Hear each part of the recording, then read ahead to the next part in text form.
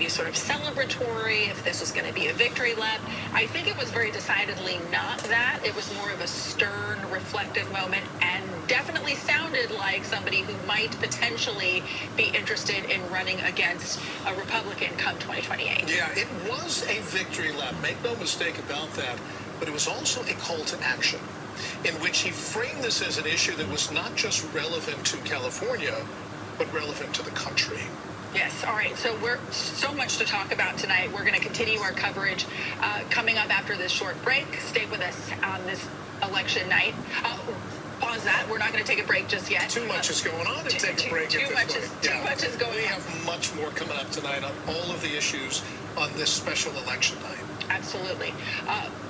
Election night across California. Prop 50 is foundational if we're going to save this republic. Voters decide on sweeping changes to the congressional map. What they want to do is take us backwards. As states around the country rush to redraw. We're fighting fire with fire, and we have to make sure that the playing field is level. California makes its call. They hate Trump, so they think, well, I hate Trump, so let me do something bad to hurt Trump. On who represents us in Washington.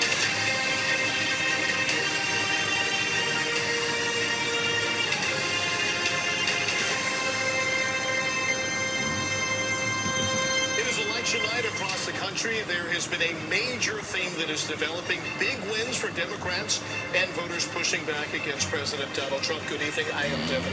I'm Sarah Donche. Voters in California using Prop 50 to counter the Trump agenda and fight back against efforts to stack the midterm elections against Democrats. We do have our team diving into all of it tonight. So much to keep up with. We've got Max Darrow up in Sacramento, where we just heard from Governor Gavin Newsom. Max has more on his comments after the passage of Prop 50. And CBS Executive Director of Elections and Surveys, Anthony Salvato, is standing by with some fresh insight into the mindset of voters tonight. And our Lauren Thompson in the studio with us. She has really been focused on Prop 50 for the past couple of weeks and how it changes the maps in California.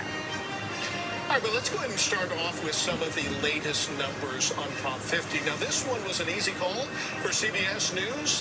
The decision desk, CBS, would hold this race shortly after 8 o'clock. It seemed like the polls closed at 8 o'clock, and within just a few minutes, then we got a definitive victory. Right now, it's 64.7% to 35.3%. Some of the initial polling prior to the election had the yes vote on Proposition 50 at about 62%. And so it's performed even better than the expectation was coming into election night.